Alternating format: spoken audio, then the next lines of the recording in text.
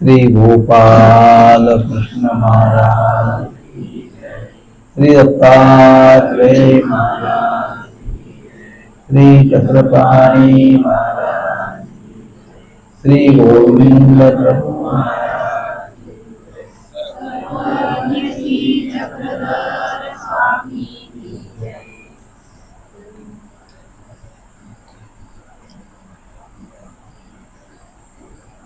परब्रह्म परमेश्वर सर्वज्ञ श्री चक्र स्वामीच्या तथा राहुल नायक राहुल बाप श्री गोविंद प्रभूच्या चरण स्पर्शाने पवित्र झालेले वस्त्र पाषाण आदी वस्तू आपल्यापर्यंत नमस्काराला आलेले आहेत.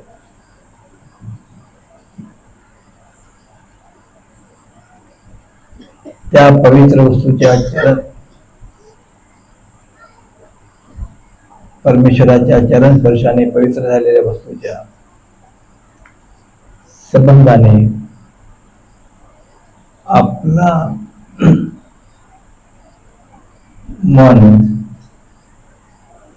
आपली बुद्धी पवित्र व्हावी, दुर्विचार निघून परमेश्वराप्रती श्रद्धा जडावी म्हणून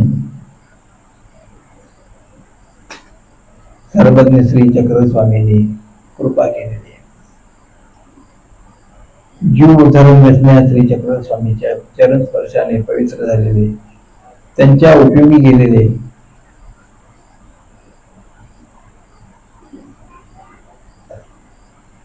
जे वस्तू आहेत त्या वस्तूचं संरक्षण संवर्धन करण्याची जबाबदारी आपल्यावर टाकून स्वामी उत्तरापंथी विजय केलेले आहेत. आपल्याला परमेश्वराचं दर्शन स्पर्शन संभाषण नाहीये. परमेश्वर आपल्या उदास होऊन निघून गेले, परंतु परमेश्वर दयाळू मयाळू कृपाळू आहे.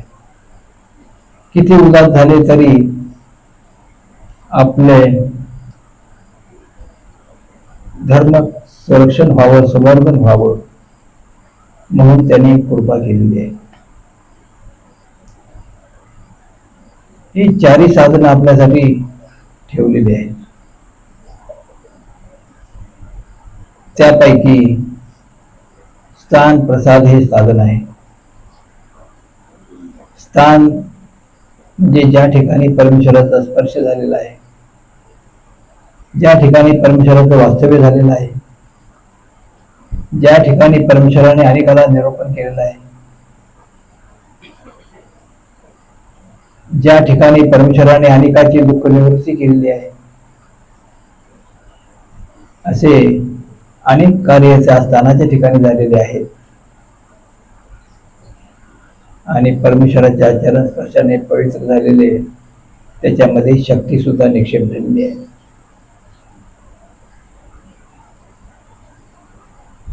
आणि त्या स्थानाचे विशेष आपल्या घरी सुद्धा आहेत. ते विशेषामध्ये तेवढंच सामर्थ्य आहे. लहान जरी विशेष असला, कण जरी असला लहान, तरी त्याच्यामध्ये सुद्धा तेवढंच सामर्थ्य आहे आणि मोठा विशेष असला तरी तेवढंच सामर्थ्य आहे.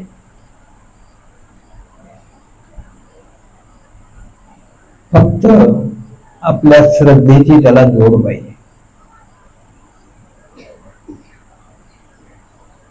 श्रद्धा असली की परमेश्वर प्रसन्न होतात आणि दुसरे प्रसाद आहेत. प्रसन्न होऊन दिला तो प्रसाद आहे. परमेश्वराच्या अंगावर जे वस्त्र होते,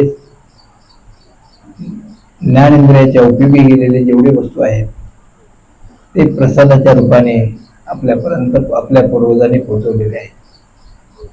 त्याचं संवर्धन संरक्षण करणं, यथास्थिती कायम ठेवणं, त्याच्यासाठी हे प्रसाद बांधण्याचा आवश्यक आहे.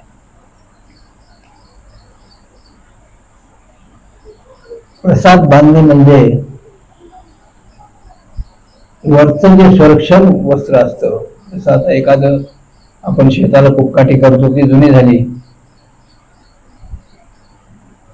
म्हणजे नवीन करतो, तसे जे वस्त्र जीर्ण झालेले आहेत ते आहेतच, परंतु त्यांना सुरक्षित राहावं म्हणून वरून जे त्याला जाळी विणलेली असते, त्याला एक दिलं असतं, ते जाळी ज्यावेळेला तुटते, जुनी होते आणि ते वस्त्र बाहेर पडायची भीती असते, त्यावेळेला ते जाळी काढून नवीन वस्त्र, नवीन जाळी त्याला गुंफल्या जाते आणि पुन्हा सुरक्षित केलं जातं.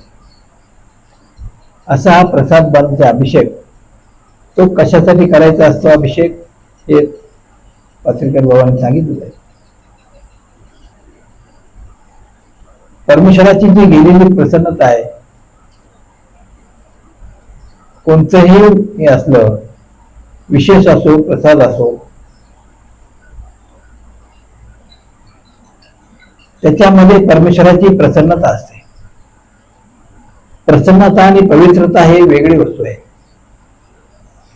पवित्रता म्हणजे सहज परमेश्वराचा स्पर्श झाला त्यात पवित्रता येते, पण विशेष मनोधर्म ज्याच्यामध्ये आहे त्याच्यात प्रसन्नता असते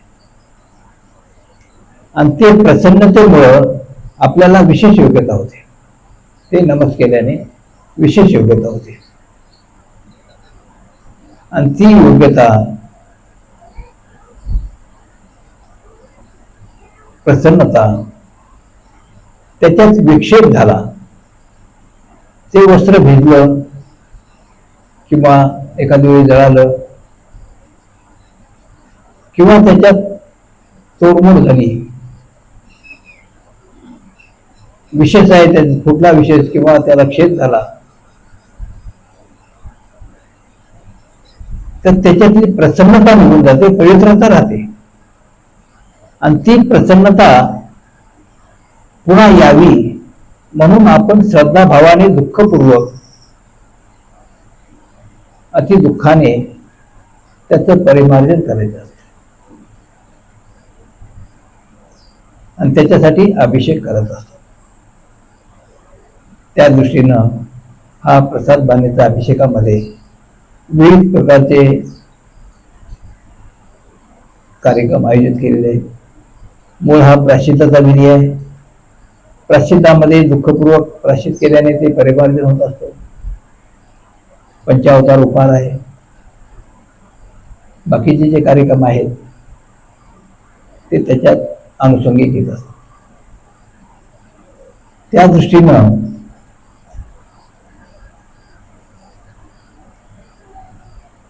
परमेश्वर उत्तरापंथी विजय केले त्यावेळेला चतुर्विध साधन आपल्याला ठेवलेलं आहे. त्या चतुर्विध साधनाच्या रूपाने परमेश्वरच आहे.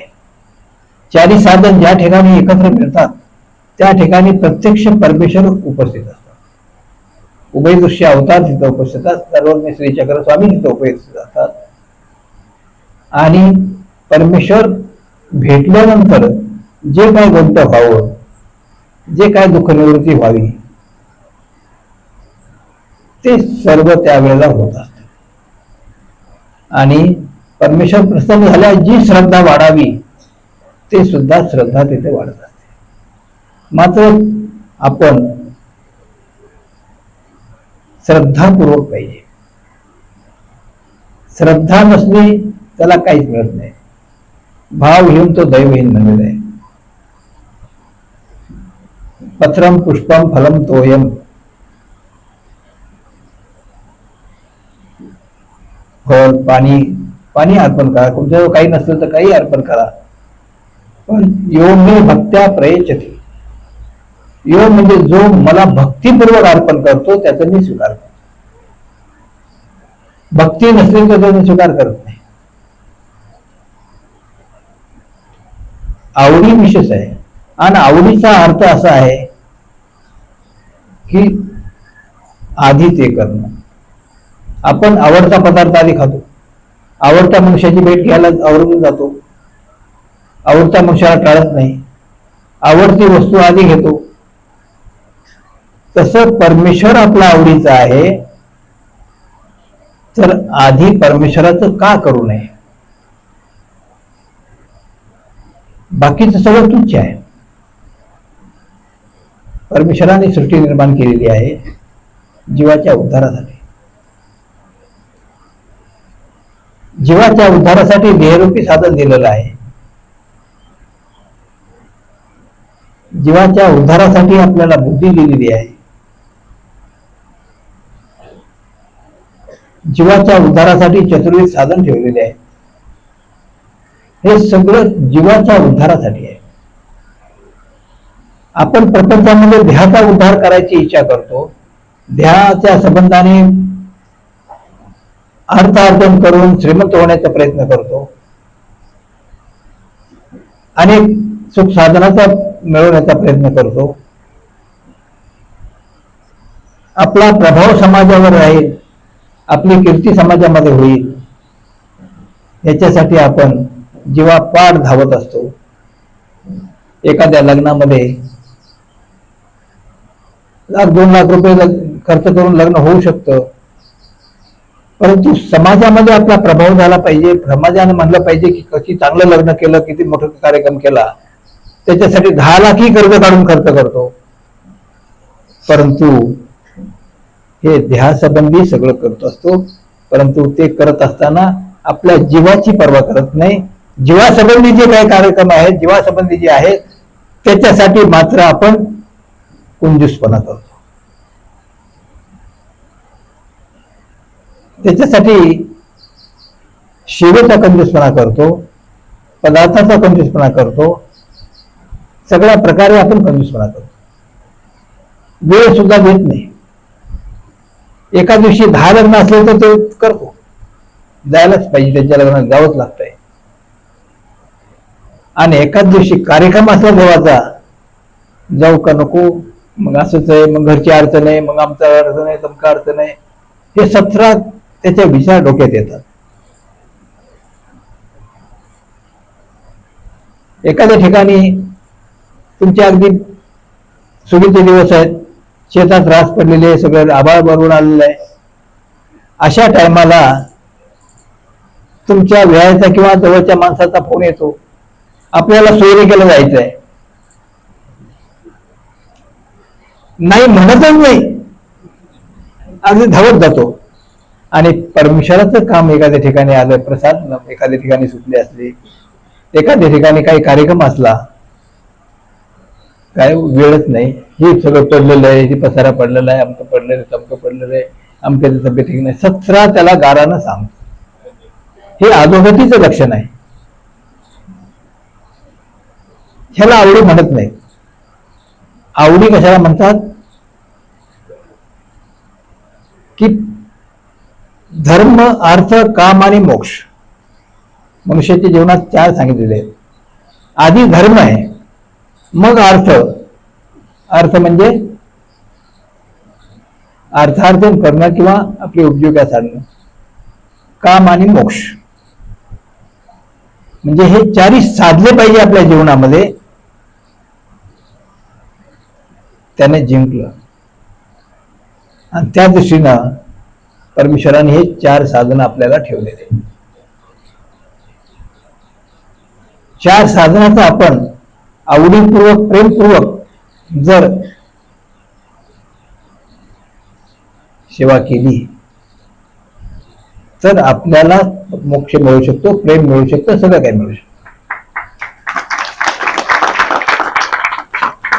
परंतु त्याच्यासाठी आवडी पाहिजे, प्रेम पाहिजे.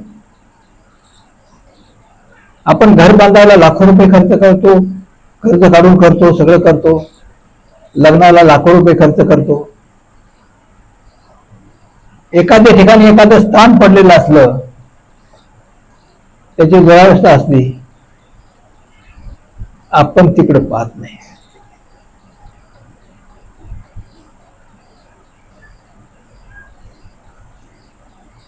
ती शोकांतिका आहे. एके ठिकाणी आम्ही गेलो, तिथं तिथली मंडळी होती, ते समोर आली. ते म्हणे आम्हाला मंदिर बांधायचं म्हणे, आम्ही 5-6 वर्षापासून वर्गणी करतो पण मंदिरच होत नाही.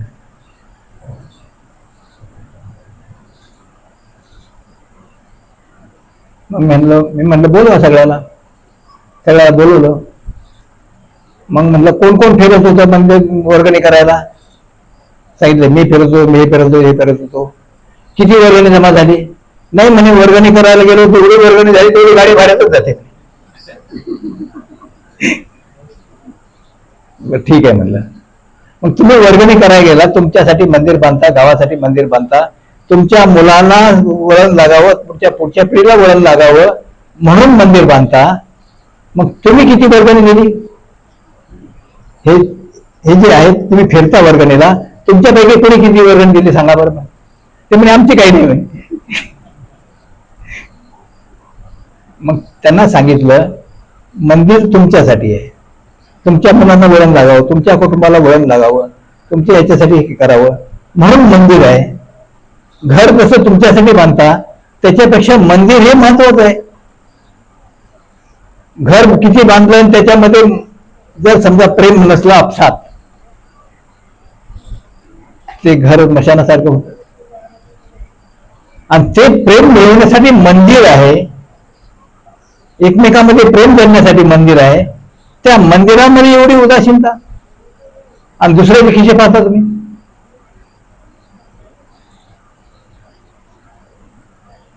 मग त्यांनी एकदम म्हणलं टाका तुमच्या आकडे.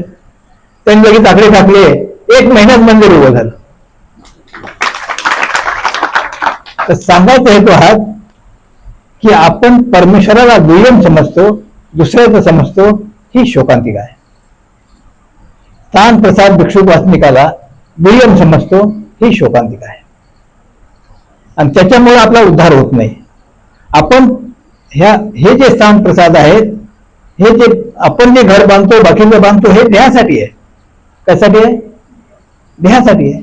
आणि देहेनोस्मिन्नता देहे कौमारो यौवनम जरा तथा देहांतर प्राप्ती धेर सत्र मिळते. देहामध्ये बालपण, तरुणपण, म्हातारपण येणारच आहे आणि त्यांना मृत्यू येणारच आहे आणि मरण झाल्यानंतर दुसऱ्या देहाची प्राप्ती होणारच आहे. 84 लाख योनीत तो पडणारच आहे. त्याची ममता का धरायची? त्या नाशिवंत वस्तूची ममता. त्या शहरातून जीव निघून गेला की लगेच म्हणता जाऊ द्या, जाऊन टाका, नाही तर करून टाका. त्याची माती. त्या मातीसाठी न करत आपण एवढे धावतो, परंतु जो माती कुणासाठी आहे, ते शरीर कुणासाठी आहे याचा विचार आपण करत नाही. शरीर कुणासाठी आहे? आपल्या आत्म्यासाठी आहे, आपल्या जीवासाठी आहे. याचा विचार आपण करत नाही आणि आपल्या जीवाचा घात करतो. आत्मेव ह्यात्मनो बंधुर आत्मेव रिपुरात्मना. आपणच आपले शत्रू आहोत, आपणच आपले मित्र आहोत. आपण शरीराच्या पाठीमागे लागून शरीराच्या संबंधी जे काय आहेत आपले नातेसंबंध आहेत ते जोपासण्यामध्ये आपण जर आयुष्य घातलं तर आपण आपले शत्रू आहे. आपल्या जीवाला आपण नरकाला नेलं.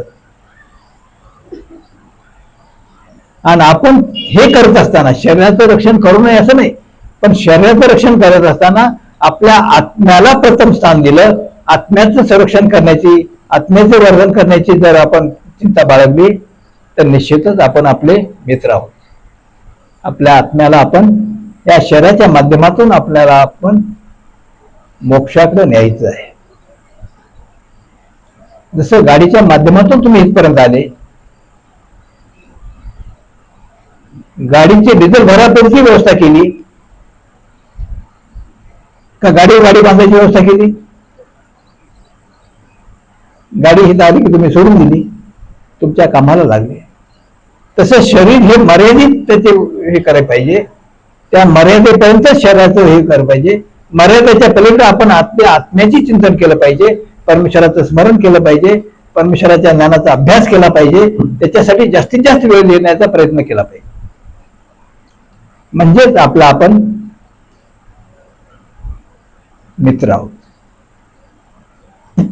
त्या दृष्टीनं हे स्थान प्रसाद आहे.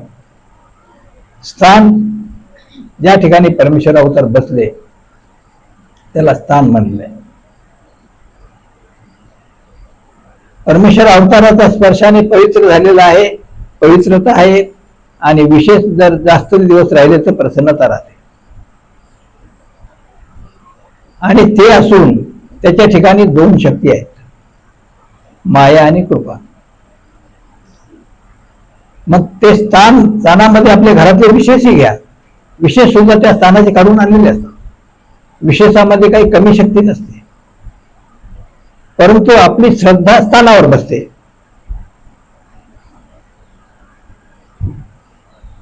त्याच्यामध्ये दोन शक्ती ठेवलेल्या आहेत, एक माया आणि कृपा. आपण जर विधीपूर्वक वंदन केलं, आवडीपूर्वक वंदन केलं, आवडीपूर्वक म्हणजे कसं, आपलं मन त्याच्यात गेलं पाहिजे. जसं स्थान विशेष नमस्कारताना आपलं लक्ष त्या स्थानावर पाहिजे, परमेश्वरावर लक्ष पाहिजे, त्याला वंदन करणं म्हणतात. आता तुम्ही इथं आहे, तुम्हाला घरची आठवण आली, महिलाला माहेरची आठवण आली, त्यांचं मन कुठं असतंय? शरीराने तुम्ही इथं आहात, परंतु मन तिथं राहील. तसं आपण स्थान नमस्कारताना, विशेष नमस्कारताना, प्रसाद नमस्कारताना आपलं लक्ष हे परमेश्वराजवळ पाहिजे.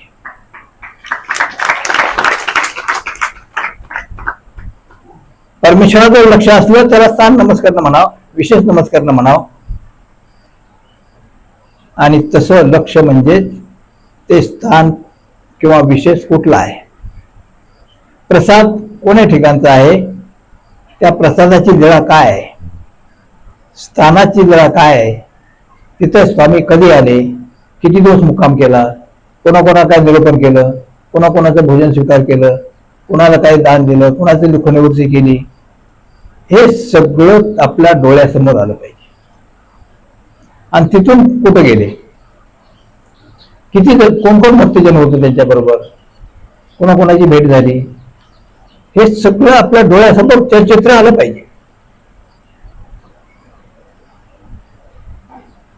तुम्ही घरून निघाले स्थान नमस्कारायला, स्थान नमस्कारायला निघाल्याबरोबर तुमच्या कनेक्शन लागलं पाहिजे. अमक्या स्थानाला आपण चालवलं आहे, तिथं स्वामी कधी आले, किती दिवस मुक्काम केला, कुठून आले, कोण कोण भक्तजन होतं, कोणा उत्तरार्धात आले, पूर्वार्धात आले, कधी आले, हे सगळं तुमच्या चित्र तुमच्या डोळ्यासमोर दिसलं पाहिजे. आणि ते आठवत असं तुम्ही गेले पाहिजे स्थान नमस्कारायला. प्रपंचामध्ये आपण असताना एखाद्या तारखेला चाललो कोर्टाच्या, आधी सगळी व्यवस्था करतो आपण, सगळे कागदपत्र जमा करतो, सगळं करतो. वेद कुठं असतो, कोण्या विकायला भेटायचं, कसं भेटायचं, काय सांगायचं, किती कसं लढवायची केस, अमकं करायचं तमकं करायचं. जाताना गोष्टी सुद्धा त्याच करत जातो का नाही. आणि मात्र स्थान नमस्कारायला चालला, प्रसाद नमस्कारायला चालला, कोणत्या गोष्टी करतो आपण,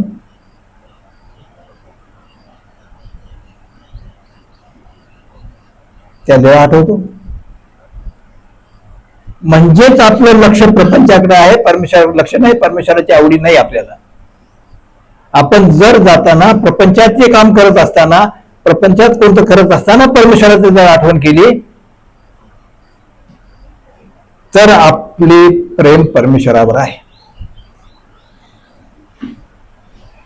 आणि अशा पद्धतीनं आपण परमेश्वराची आठवण करत करत गेलो स्थान नमस्कारायला, प्रसाद नमस्कारायला. आणि तिथे गेल्यानंतर परमेश्वराचंच आठवण करत राहिलो, स्मरण करत राहिलो, आणि विधीपूर्वक परमेश्वराचं स्थान नमस्कार केलं, प्रसाद नमस्कार केला, तर ते विधीपूर्वक होतं आणि त्याचं कार्य आपल्याला होतं. जसं मायेचं कार्य आहे, मायेचं सामर्थ्य का ठेवली, देवता का ठेवली तिथं, स्थानाच्या ठिकाणी देव, माया म्हणजे देवता आहे, देवताची शक्ती का ठेवली, आणि देवतेच्या पाया पडतो का आपण, मग काय.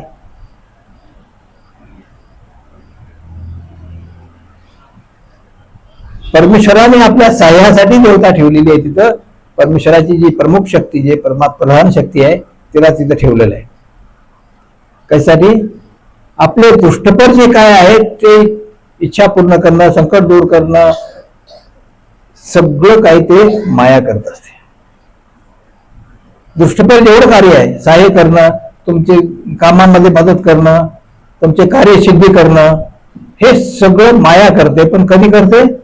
आपण आवडीपूर्वक प्रेमपूर्वक स्थान नमस केलं, प्रेमपूर्वक प्रसाद नमस केला, प्रेमपूर्वक सगळं केलं, विधी घरचा विशेष सुद्धा, देवपूजा सुद्धा आवडीपूर्वक अगदी खाली बसून जो विशेष कुठला आहे हे आठवण करून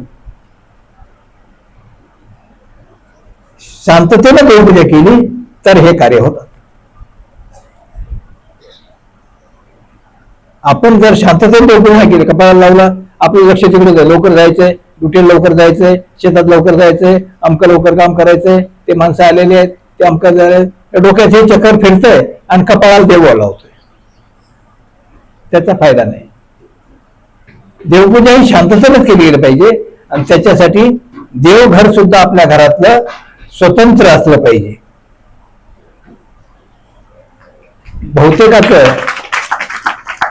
बहुतेकाचं देवघर आहे ते स्वयंपाकघरात आहे.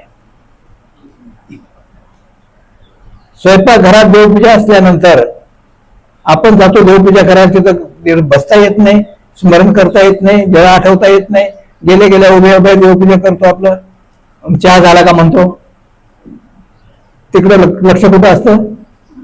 स्टोव्हवर चहा ठेवलेला आहे तिकडं, आणि इकडे देवपूजा करतो. महिला सुद्धा देवपूजा करतात, इकडं गॅसवर चहा ठेवतात, हात सवय करतात आणि देवपूजा करायला जातात. लक्ष कुठं असतं? अशी देवपूजा नाही आहे. ह्याला देवपूजा म्हणत नाही, तर त्याला साह्य होत नाही. देवघर हे स्वतंत्र प्रशस्त असलं पाहिजे. घरातल्या सगळ्या व्यक्तींना बसून देवपूजा करता आली पाहिजे, दंडोत घालता आले पाहिजे, आरती करता आले पाहिजे, मन एक स्मरण करता आलं पाहिजे, शांतता पाहिजे त्या देवघरामध्ये. असं घरामध्ये तुमच्या बेडरूम किंवा बैठक रूम आहे त्याच्यापेक्षा देवघर प्रशस्त असलं पाहिजे. देवघरात गेल्यानंतर शांतता वाटली पाहिजे आपल्याला, असं देवघर पाहिजे. घराच्या ऊर्जास्थानी देवघर आहे आणि आपण बैठक रूमला महत्व देतो, बेडरूमला महत्व देतो आणि देवघर एका कोण्यात ठेवतो. काही ठिकाणी आहे देवघर आहे वेगळं, पण त्याच्यात सगळ्या वस्तू टाकलेल्या आहेत, ज्या अडकळीच्या वस्तू आहेत ते देवघरात ठेवतात. किंवा देवघराचं साहित्य आहे, रुमाल आहेत, सुडे आहेत, वर्षानुवर्ष ते सुडे आहेत. आपल्यासाठी आपण प्रत्येक वेळेला जाऊन आपल्या मुलासाठी ह्याच्यासाठी नवीन कपडे आणतो, त्यावेळेला देवासाठी कपडा पहिला घेतो का? मुलासाठी घेतो, बाकीसाठी घेतो, अगदी त्याची आठवण ठेवतो, पण आधी देवासाठी फाडला पाहिजे. 1 मीटर का होईना देवासाठी आधी चांगला कपडा फाडला पाहिजे, नंतर बाकीचा. आधी कोणती वस्तू घ्यायची असली आधी देवासाठी घेतली पाहिजे, देवाची आधी आठवण केली म्हणजेच आपलं मन देवाच्या ठिकाणी आहे, आपली आवडी देवाची. पुष्कळ ठिकाणी जातो आम्ही, ते हात पुसायचे रुमाल असतात ना, इतके खराब झालेले असतात त्याला हात लावू वाटत नाही. आपल्याला तोंड पुसायला टावेल कसं घेतो आपण, त्यावेळेला देवाचा टावेल आधी घेतला पाहिजे. ह्या सगळ्या गोष्टी समजल्या पाहिजे आणि त्यासाठी आपण खाऊ आणला, मुलांना खाऊ आणला, कोणती वस्तू आणली आधी देवाला अर्पण केली पाहिजे, नंतर आपण घेतली पाहिजे. ह्या सगळ्या गोष्टी लक्षात ठेवल्या पाहिजे. आणि ह्या बारीक सारीक गोष्टी आहेत, त्या गोष्टी आपली श्रद्धा देत होतात. आपली श्रद्धा किती आहे परमेश्वरावर हे ते सांगतात, आपोआप सांगतात. त्या दृष्टीनं स्थानाच्या ठिकाणी, प्रसादाच्या ठिकाणी असं आपण वेळा आठवून आवडीपूर्वक, आणि तेही धावत गेलं पाहिजे. आपण जातो गावाला, गावाला जाताना आपली बहीण असली कोणी असली तर आवर्जून जाऊन भेटतो, आणि रस्त्याने एखादे स्थान असलं तर करतो का?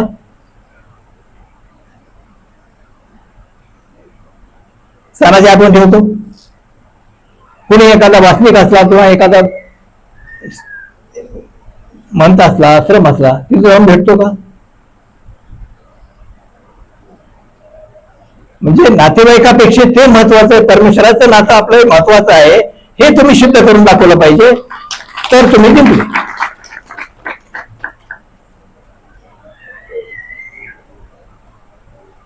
एखादा वासनिक असला, धार्मिक असला, त्याला जाऊन भेटलं पाहिजे.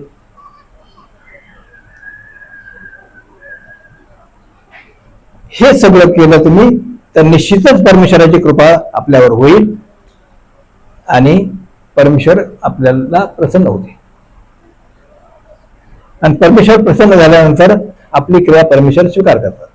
जोपर्यंत परमेश्वराची प्रसन्नता नाही तोपर्यंत आपण किती केलं तरी ते परमेश्वराला मान्य नाही. आणि ते करत असताना आपण आपली श्रद्धा, नम्रता तिथे दाखवली पाहिजे, प्रेम दाखवलं पाहिजे.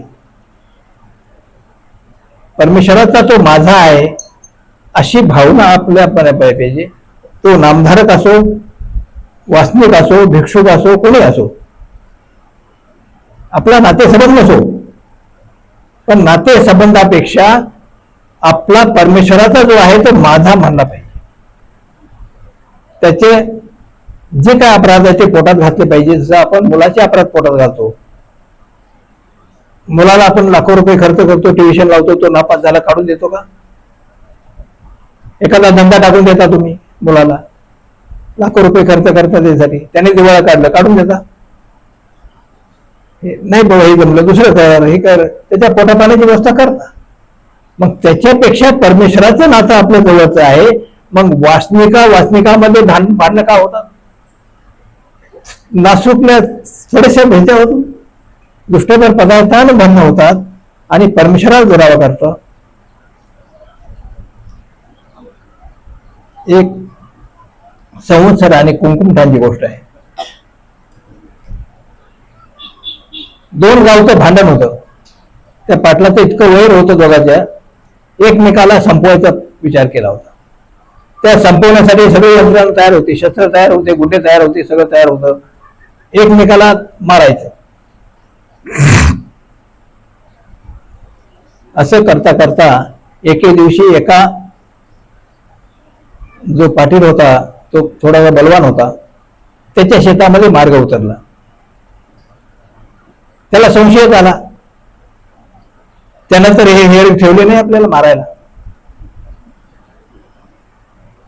म्हणून रात्री तिथे गेला गुपचूप आणि बांधावर जे झोडपं असतात ना झाडावर, त्यात लपून बसला. हे काय करतात ते पाहायचं.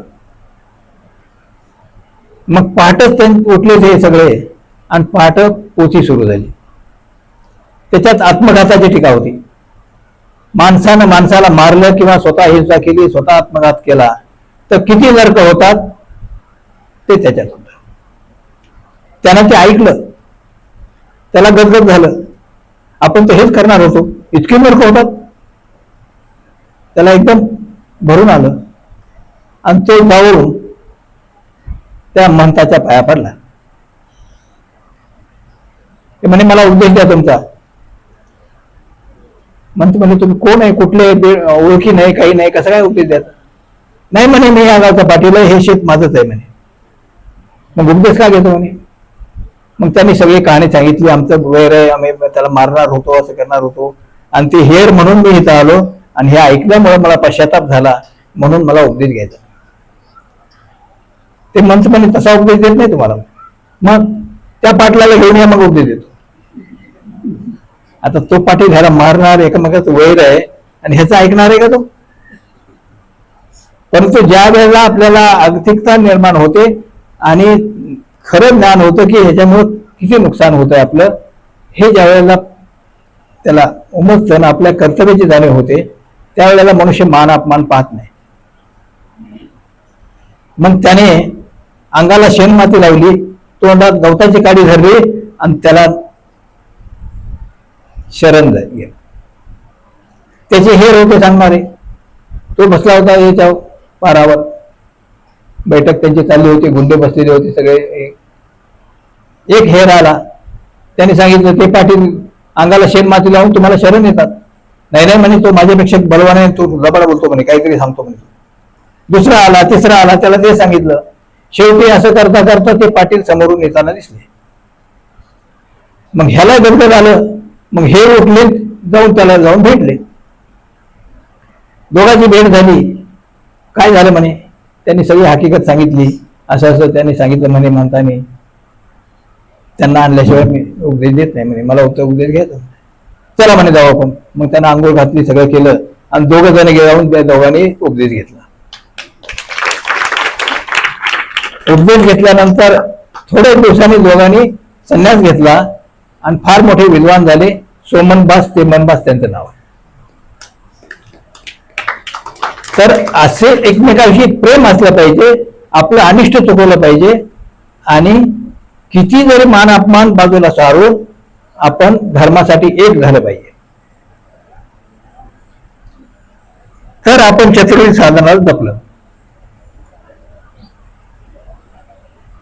आणि तशा पद्धतीनं हे चतुर्विध साधन आपण सांभाळलं तर आपल्याला प्रेम मिळतं. म्हणून स्थान प्रसाद ह्याच्यामध्ये जे काय आहे मायाशक्ती, ते आपले दृष्टपर सगळे मनोरथ पूर्ण करते, सहाय्य करते, काही संकटात दूर करते, सगळं संकट निवारण करते. सगळं करण्यासाठी ती माया ठेवलेली. आणि त्याच्यामध्ये कृपा आहे, ते कृपा आपली पात्रता वाढवते, मोक्षाकडे जाण्याची पात्रता वाढवते. जसं पहिलीतून मुलगा दुसरीत जातो, दुसरीतून तिसरीत जातो, त्याची ज्ञानाची पातळी वाढते. तसं आपल्याला ती कृपाशक्ती नमस केल्याने, श्रद्धापूर्वक नमस केलं तर ते वाढत वाढत जाते आणि आपल्याला मोक्षापर्यंत, प्रेमापर्यंत, परमेश्वरापर्यंत पोहोचवण्याचं काम ते करते. आता हे स्थान प्रसाद हे दोन्ही जड आहेत आणि भिक्षुक वासनिक हे चेतन आहे. भिक्षुक कोणाला म्हणावं? सर्व संघाचा परित्याग करून ज्या वेळेला परमेश्वराला शरण गेलेला आहे. सर्व संघ म्हणजे काय? सर्व संघ म्हणजे काय?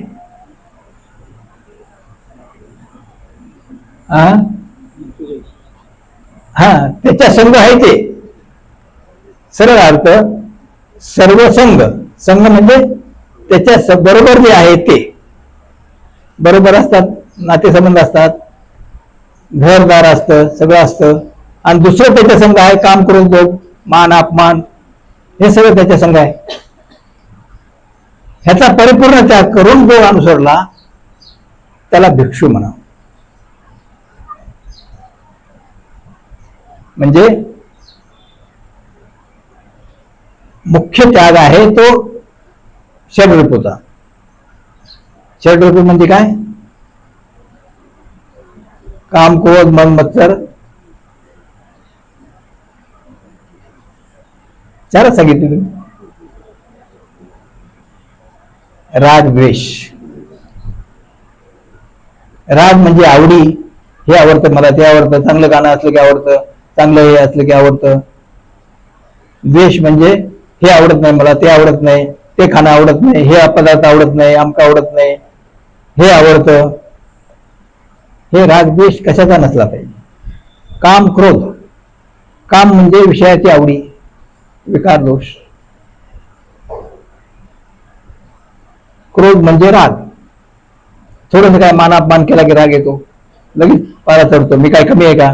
मी असा आहे, मी तसा आहे, मी अमके घोडे मारले होते, अमके केलं होतं, मी काय कमी आहे का? हे सगळं सोडलं पाहिजे. आणि मद, मत्सर. मद म्हणजे अभिमान, मत्सर म्हणजे गुणी असा. आणि पण दुसऱ्याच गुण पाहिलं की आपल्याला सहन होत नाही. हे सगळं सोडलं तो संन्यासी आहे. आणि अशा प्रकारे संन्यास घेतला तो भिक्षुक आहे.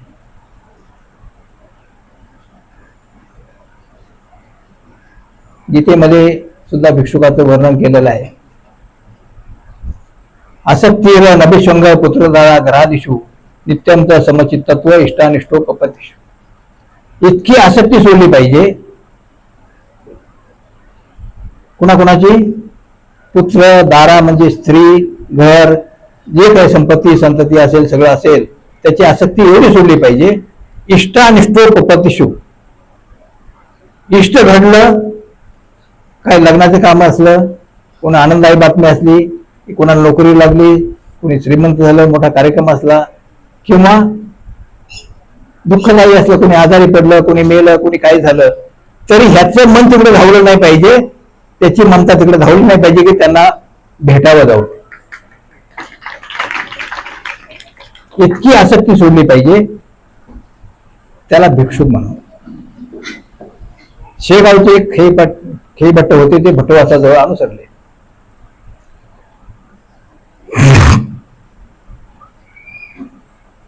नोकरीला होते ते. नोकरी तशी सोडली, राजीनामा दिला नाही, काही नाही, निघून आले ते. भट्टवासाजवळ चर्चा झाली आणि त्यांनी दीक्षा घेतली. दीक्षा घेतल्यानंतर ते गेले आठवणीला.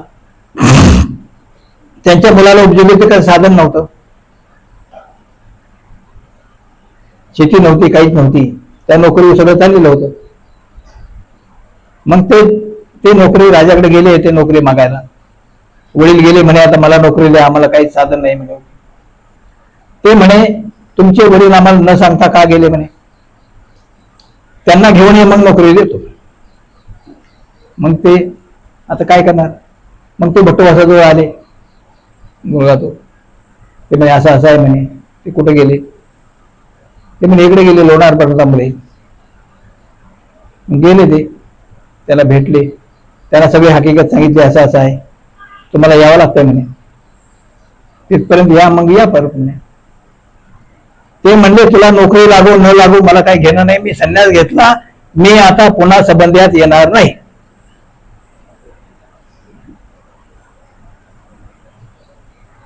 तू काय हो त्याच, तुला नोकरी लागू का न लागू मला काही घेणं नाही, मी एकदा देवाचा झालो म्हणे, संपलं म्हणे, मी संबंधाचा त्याग केला ना, त्याग केला म्हणे. मग आता तो गेला. परत गेल्यानंतर राजाला पुन्हा भेटला,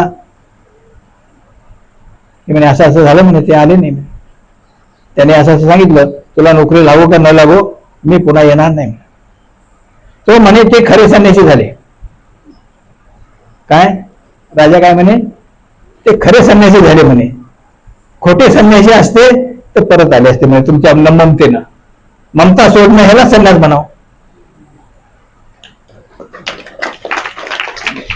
ते जर आले असते तर तुला नोकरी दिली नसती म्हणे मी, आता तुला चांगली नोकरी देतो. तर त्याला त्याग म्हणलेला आहे. तसा त्याग पाहिजे, त्याला भिक्षुक म्हणलेलं आहे. आणि असा त्याग करण्यासाठी पहिलं सुद्धा आपली तालीम पाहिजे. जे वासनिक अवस्था असते, वासनिक कशाला म्हणावं, वासनिक अवस्थेमध्ये अष्टभोगापासून दूर होऊन जमिनीवर झोपलं पाहिजे, साधं जेवण केलं पाहिजे, सगळे सवय लावली पाहिजे, आपल्याला चर्या करायची सवय लावली पाहिजे. हिसत बसून वासनिक अवस्थेमध्ये सवय लावली पाहिजे, तर तो संन्यास घेऊन टिकू शकतो, संन्यास घेऊन चर्या करू शकतो, देव मिळवू शकतो. तुम्हाला वासनिक अवस्थेमध्ये तशी अष्टभोगाची सवय, सगळं गादी झोपायला पाहिजे, सगळं पाहिजे, वर एसी पाहिजे, पंखा पाहिजे, सगळं पाहिजे. संन्यास घेतल्यानंतर काय तुम्ही करू शकता, तिथं नाही मिळालं तर पुन्हा घरी येऊन बसता. तिथं काही व्यवस्था नाही, पंखा नाही, अमकं नाही, तमकं नाही, आला घरी. ही सवय लावून घेतली पाहिजे, त्याला वासनिक म्हणलेलं आहे. वासनिक अवस्था कशी असते, वासनिक अवस्थेमध्ये पुढची तालीम करायची. आपल्याला तशा सवय लावून घ्यायच्या आहेत. आणि शरीर असं आहे की सगळ्या सवयी ते सहन करतं. जसं कॉम्प्युटरमध्ये पहिला प्रोग्राम काढून टाकला की नवीन प्रोग्राम घेता येतो, पहिला प्रोग्राम काढल्याशिवाय नवीन प्रोग्राम घेता येत नाही. तसं आपल्या शरीरामध्ये पहिल्या सवयी सोडून दिल्या तर नवीन सवयी लागतात.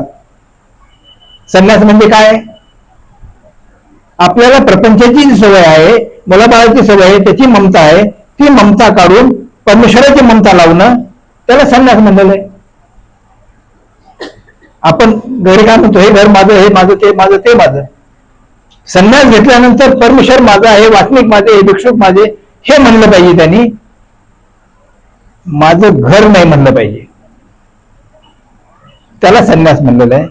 आणि त्या संन्यासाची तालीम आधीच पाहिजे. आणि तशा पद्धतीनं आपण संन्यासाची तालीम केली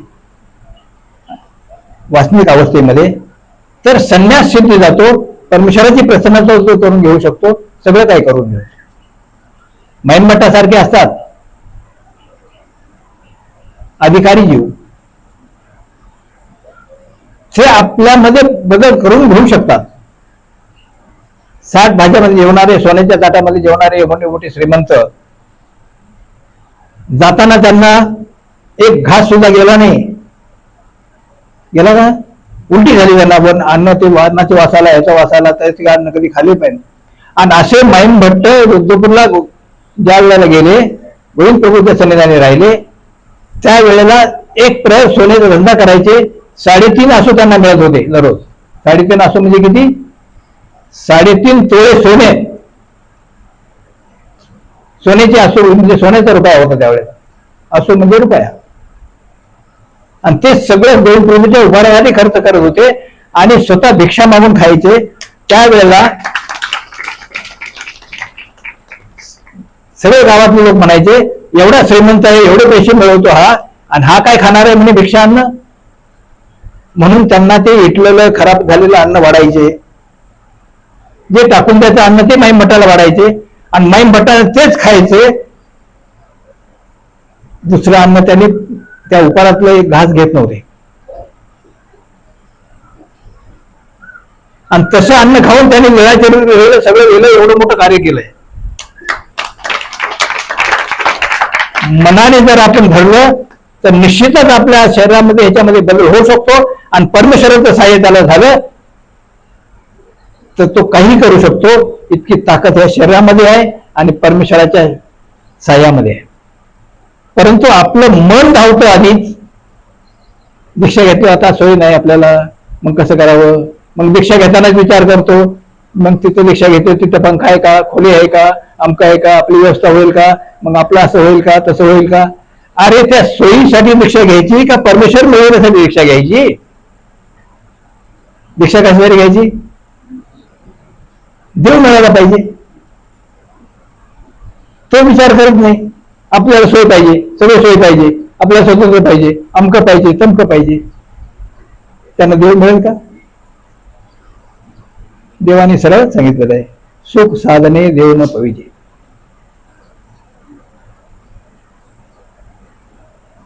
सुख साधनाने देव प्राप्त होत नाही. त्याला शरीराला दुःख दिलं पाहिजे. जेवढं शरीराला दुःख झालं तेवढे आपले मागचे कर्म सगळे नसतात, पाप कर्म नसतात, आणि परमेश्वर प्राप्ती लवकर होते. तर त्या दृष्टीनं वासनिक अवस्था याला म्हणावं की आधी सवय लावून पाहिजे आणि आधी दुःख पाहिजे की मी कधी ह्याच्यातून मुक्त होईल. हे नरकाचं साधन आहे, ह्याच्यातून मी कधी मुक्त होईल आणि परमेश्वरावर कधी जाईल. असं ज्याला दुःख आहे त्याला वासनिक म्हणावं. आणि नामधारक एक आहे. नामधारक म्हणजे उपदेश घेऊन एकनिष्ठ भक्ती करतो, अन्नदान करतो, बाकी सगळं करतो, चतुर्थ साधनाची सेवा करतो, त्याला उपदेशी म्हणावं. आणि उपदेशी अवस्थेनंतर वासनिक अवस्था जाते. उपदेश अवस्थेनंतर त्याला ज्ञान होतं आणि तो परमेश्वराला अनुसरण्याची इच्छा करतो, त्याला वासनिक म्हणलेलं आहे. आता भिक्षुक आणि वासनिक. भिक्षुकाला भिक्षा मागायला का सांगितली? परमेश्वराने भिक्षा का मागितली? परमेश्वराला भूक लागत होती. एवढं जग तरी निर्माण केलेलं आहे आणि त्यांना भिक्षा मागायची काय आवश्यकता आहे? का मागितली? अन्नदान हे सगळ्यात उत्तम आहे. आपल्याला ज्ञानाचा अधिकार अन्नदानाने निष्पन्न होतो. अन्नदान ज्याला निष्काम अन्नदान घडलं नाही त्याला किती जरी सांगितलं ज्ञान तरी त्याला पालच्या घागरीवर पाणी त्याला काही प्रणवत नाही. त्याच्यासाठी अन्नदान हे निष्काम अन्नदान घडलं पाहिजे. त्याला ज्ञानाचा अधिकार निष्पन्न होतो आणि ते ज्ञानाचा अधिकार झाल्यानंतर त्याची मोक्ष मार्गाची रस्ता सुरू होतो. म्हणून परमेश्वराने स्वतः एवढा परमेश्वर उभय ऋषी अवतार, जगाचा मालक सगळं, आणि ते तुमच्या दारात भिकारी होऊन भीक मागायला येतात. कशासाठी? तुम्हाला अधिकार घडवण्यासाठी येतात. ज्ञानाचा अधिकार घडला पाहिजे. पायी अंगावर कपडा नाही, पायात चप्पल नाही, हातात भिक्षा मागतात, कुठे झोप घेतात. अशी अवस्था स्वीकार करून अधिकारी जीवाला अधिकार घडवण्यासाठी घरोघरी येतात. त्याला अधिकार घडवतात. नांदेडच्या ब्राह्मणासारखं आपण म्हणतो एवढा घटकाला दिसतो, भीक मागायला काय झालं, काम करून का खात नाही. जो काम करायला तयार होतात. कोणासाठी? पोटासाठी, जीवाचा उद्धार करण्यासाठी.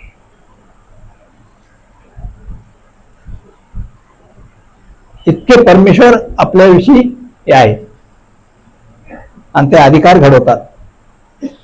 अधिकार घडवून ज्ञान देतात.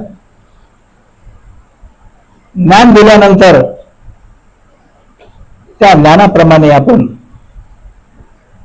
ती परमेश्वराची आवडी धरली पाहिजे. ते आपण धरत नाही. प्रपंचामध्ये गुंतून राहतो. प्रपंचच महत्वाचा वाटतो त्यांना. त्याग करू वाटत नाही. म्हणून स्वामींनी त्याग सुद्धा करून दाखवला. एवढं राज्य होतं भरसला. आई वडील म्हातारे होते. लहान मुलगा, पत्नी तरुण. अशा अवस्थेत त्याग केला. त्याग खरं बोलून केला का? रामेश्वर जायचं म्हणून त्याग केला. करून दाखवलं. आपण म्हणलो असतो देवाला काय सांगून गेलं, प्रपंच कसा सोडायचा, त्याची किती यातना असतात हे आम्हालाच माहिती, असं आपण म्हणलो असतो. म्हणून स्वामीने करून दाखवला की ह्याच्यापेक्षा त्याग कुणाचा जास्त आहे, ह्याच्यापेक्षा अडचणी कुणाच्या जास्त आहे, सांगा बरं. त्याग करून दाखवला. आणि राजवैभव असताना जंगलामध्ये फिरले. तर हे जे आहे वासनिक अवस्था आणि भिक्षुक अवस्था हे एकमेकाला पूरक आहे. म्हणून परमेश्वराने भिक्षा मागितली अधिकार घडण्यासाठी आणि साधनवंताला सुद्धा भिक्षुकाला सुद्धा भिक्षा मागायला सांगितले तुम्हाला ज्ञानाचा अधिकार घडण्यासाठी. ज्ञानाचा अधिकार घडला, निष्काम भजन घडलं. एरवी तुम्ही पंक्ती करता, कोणी वाढदिवसाच्या निमित्तानं, कोणी लग्नाच्या निमित्तानं करतं, कोणी कशाच्या निमित्तानं करतं, कोणी हेतू धरून करतं, कोणी मी पंगत केली असं तुम्हाला अभिमान येतो की मी एवढी पंगत केली. घरी आले की मग चार चौघाला सांगता मी अमक्या ठिकाणी गेलो, पंगत करून आलो, अशी पंगत झाली, तशी पंगत झाली. गेलं वायाला. ते अन्नदान निष्काम होत नाही. किंवा एखाद्या वेळी अन्नदान करून आलो, मग पुन्हा त्यांची भेट झाली, मग पुन्हा विचारतो मला ओळखलं का म्हणे, मी अमक्या टायमाला तुम्हाला पंगत केली होती ना. अरे ओळखण्यासाठी पंगत केली ना, तो देवासाठी केली. पण माणसाचं मन असं असतं, स्वस्त बसू देत नाही, आपलं सगळं वाया घालवतं. म्हणून परमेश्वराने भिक्षा मागितली, भिक्षुकाला भिक्षा मागितली. भिक्षा मागायला दारात आला, चार आपण दोन अर्धी चतकोर भाकर देतो, एक भाकर देतो. आपल्याला पुन्हा आठवण राहत नाही, पहिली आठवण नाही, पुन्हा आठवण नाही. ते निष्काम आहे. आणि तसं निष्काम अन्नदान केलं तर ज्ञानाचा अधिकार निष्पन्न होतो. म्हणून भिक्षा मागायला सांगितली. आणि भिक्षा मागण्याचा दुसरा हेतू हा आहे की भिक्षा जर मागायला सांगितली नसती तर वासनिकाला ज्ञान झालं नसतं. मग भिक्षेच्या निमित्ताने हा भिक्षुक वासनिकाच्या दारात जातो, वासनिकाला चार गोष्टी सांगतो, त्याची ऊर्जा अवस्था वाढते, त्याची श्रद्धा वाढते, ज्ञान त्याला होतं. काही त्याचं त्रुटी काढतो तो, असं नाही असं करा, एकनिष्ठ भक्ती करा, अमकं करा, चार गोष्टी सांगतो. त्याच्यामुळं तो वासनिक अवस्थेला येतो. आणि वासनिक हा भिक्षुकाचं उपजीविकेचं साधन आहे. म्हणजे त्याच्या भिक्षावर भिक्षुक चालतात. भिक्षुकाच्या निरूपणावर किंवा अधिकारावर वासनिकाची धर्मवृद्धी होते. एकमेकाला ती पूरक आहेत. अशी परमेश्वराने साखळी चार साधनामध्ये विणलेली आहे. जे भिक्षुक वासनिक आहेत त्यांना धर्मवृद्धी करण्यासाठी त्यांना सहाय्य करण्याचे स्थान प्रसाद ठेवले आणि स्थान प्रसादाचं संवर्धन संरक्षण करण्यासाठी भिक्षुक वसनिक आहेत. ही एकमेकाची साखळी आहे. परंतु ते आवडीपूर्वक एखाद्या भिक्षुकाला दैवदैव गवळी चिन्ह देखून दैवदैवेकडे पाठी धावे हे वासनिकाचं लक्षण आहे. एखादा भिक्षुक दिसला की दैवदैव करून माझं दैव होतं याला म्हणून धावत जाऊन त्यांना नमस्कार केला पाहिजे आणि त्यांना केलं पाहिजे. एखादा वासनिक आहे, वासनिकाला काय संकट पडलं आपण धावून गेलं पाहिजे. उपदेशाला संकट पडलं तर धावून गेलं पाहिजे. आपल्या मुलापेक्षा जास्त त्याला सहाय्य केलं पाहिजे, म्हणजे परमेश्वर आपल्यावर प्रसन्न होता. एकमेकाशी प्रेम ठेवलं पाहिजे आणि त्या प्रेमाचं प्रतीक प्रेमामध्ये होतं. परमेश्वर त्याला प्रेम देतात. म्हणून एकमेकाविषयी श्रद्धा ठेवली पाहिजे. कोणत्या नात्याने? हे माझा परमेश्वराचा आहे, हे माझ्या कामी पडेल म्हणून तुम्ही केलं तर काय उपयोग नाही. हा माझा ओळखीचा आहे, मित्र आहे म्हणून केलं त्याचा उपयोग नाही. परमेश्वराच्या नात्यानं माझा आहे म्हणून जर तुम्ही केलं तर ते परमेश्वर स्वीकार करतात. आणि तशा पद्धतीनं आपण जर स्थान प्रसाद वासनिक भिक्षुक वासनिकाचं संवर्धन केलं,